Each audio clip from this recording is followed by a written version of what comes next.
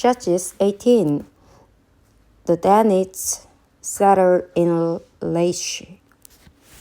In those days, Israel had no king, and in those days, the tribe of the Danites was seeking a place of their own where they might settle, because they had not yet come into an inheritance among the tribes of Israel. So the Danites sent 5 of their leading men from Jorah and Estaol to spy out the land and explore it. These men represented all the Danites. They told them, "Go, explore the land." So they entered the hill country of Ephraim and came to the house of Micah, where they spent the night. When they were near Micah's house, they recognized the voice of the young Levite. So they turned in there and asked him, "Who brought you here? What are you doing in this place? Why are you here?" He told them that what Micah had done for him, and said, "He has hired me, and I am his priest." Then they said to him, Please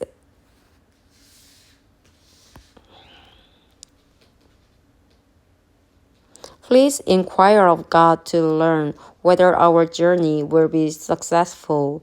The priest answered them, "Go in peace. Your journey has the Lord's approval."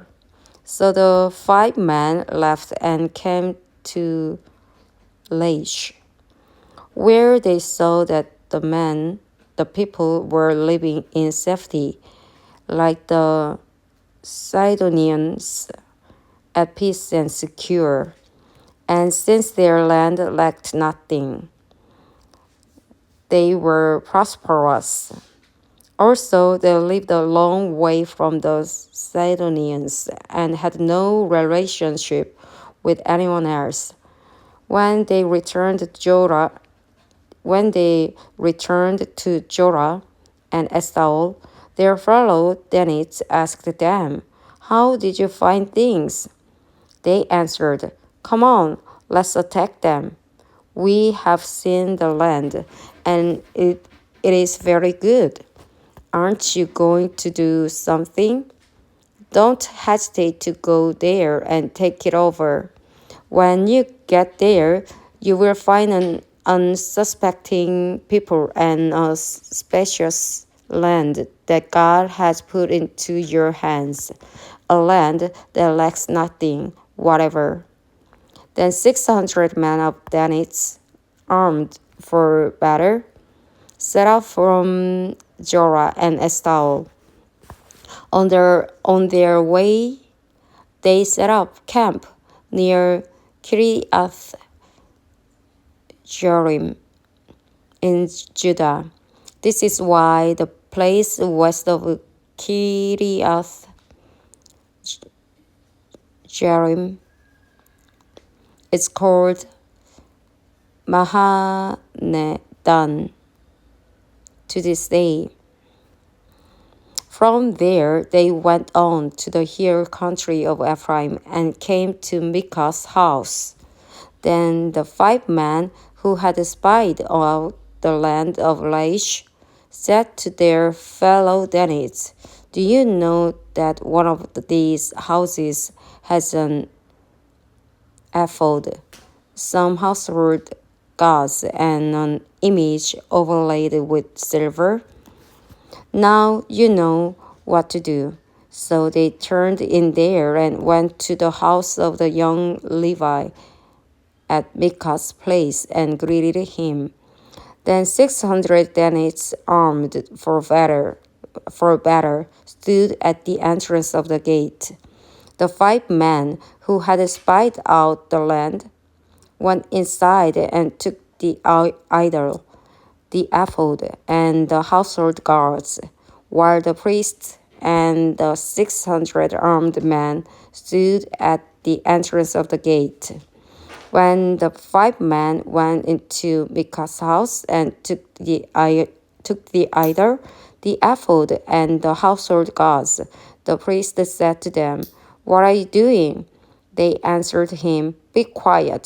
Don't say a word. Come with us and be our father and priest.